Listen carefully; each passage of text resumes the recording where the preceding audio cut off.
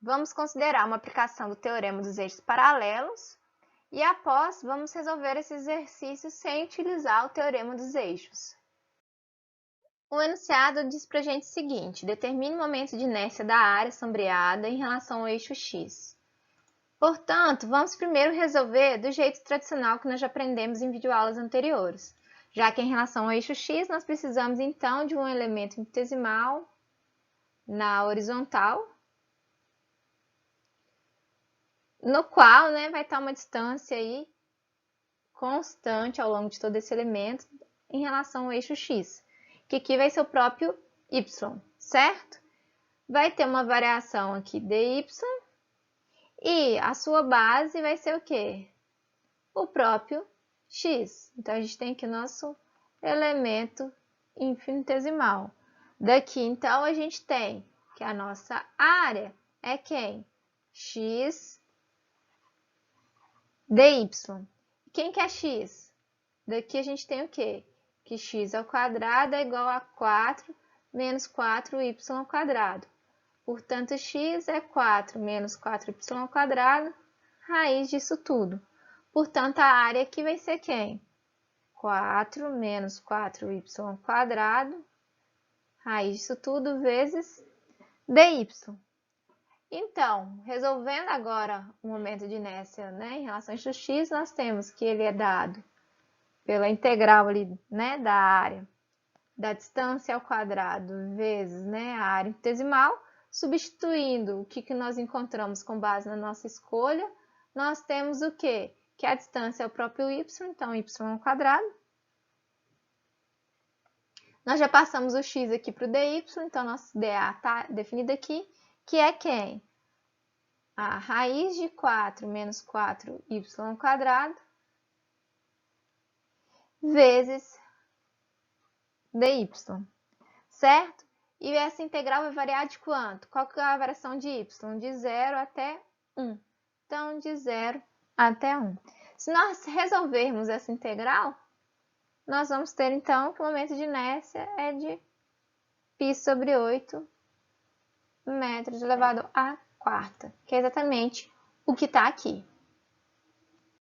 Agora, nós vamos resolver o mesmo exercício, porém, aplicando o teorema dos eixos paralelos.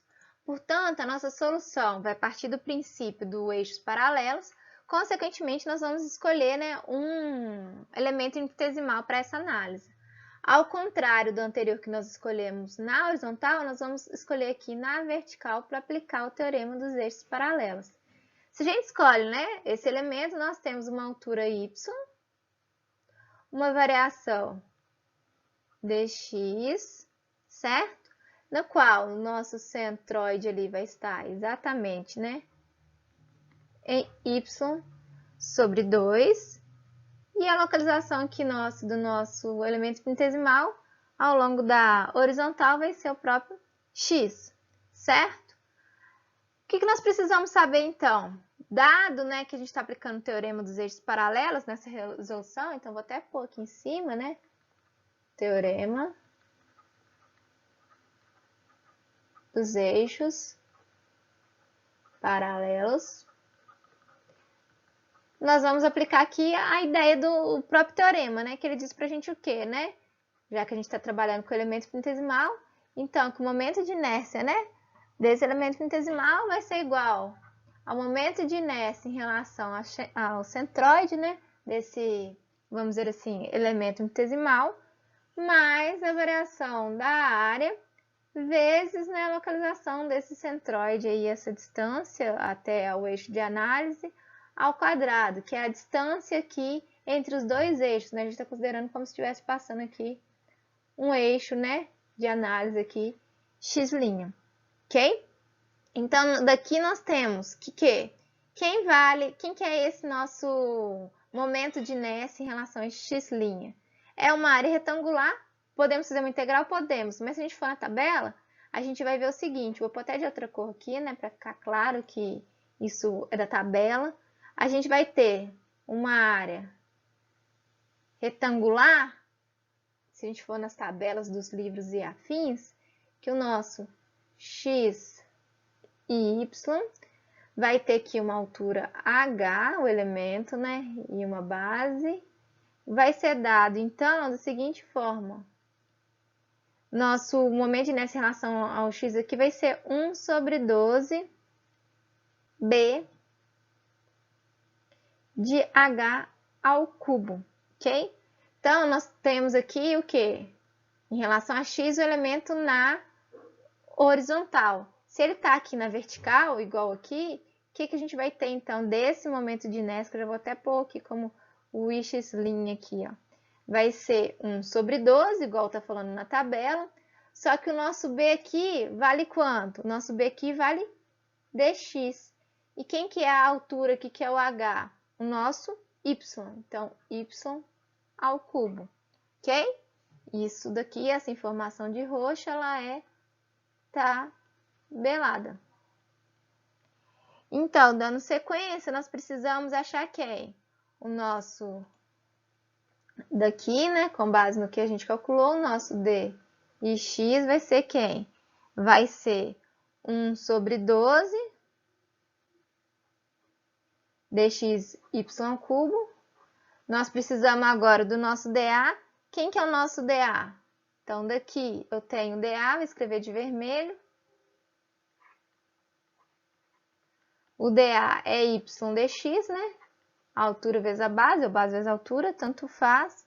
E o nosso y tio é quem? Y sobre 2. Então, substituindo tudo aqui, nós temos então que vai ser mais o nosso dA y dx vezes, né, o nosso y tio ao quadrado, y sobre 2 ao quadrado. Então, se a gente fizer, né, a soma y ao quadrado vezes y, dá y ao cubo. Então, vai ser y ao cubo e dx nos dois lados, e embaixo vai ter 12 e vai ter 4. Se a gente der um mínimo múltiplo comum e fizer essa soma, nós vamos encontrar aqui 1 sobre 3 y ao cubo dx, ok? Quem que é o nosso y ao cubo? Se eu estou analisando aqui dx, eu vou ter então que o meu d e x vai ser y ao cubo. Quem que é meu y, né? Vamos dizer assim. Meu y vai ser 4 menos x ao quadrado sobre 4 raiz disso tudo. Isso vai ser meu y, certo? X ao quadrado passou para cá, o 4 passou dividindo e raiz por causa do y ao quadrado. Então, quem que vai ser meu y ao cubo? 1/3. Meu y é isso aqui, 4 menos x ao quadrado sobre 4, raiz disso. Então, ele é ao cubo, a gente eleva ao cubo dx. Logo, eu faço a integral disso para encontrar quanto que vale o momento de inércia em relação a x. Então, vai ser integral de 1/3 do nosso produto aqui, né? Vai ser 4 menos x ao quadrado sobre 4, raiz disso tudo, elevado ao cubo dx. Como em relação a x, nós temos os limites de 0 a 2. Então, de 0 a 2. Se a gente calcular essa integral, nós vamos ver que encontra a mesma resposta apresentada anteriormente, que é π sobre 8 metro a 4 aqui, ok? Exatamente o que a gente calculou anteriormente, sem ser pelo método dos teoremas.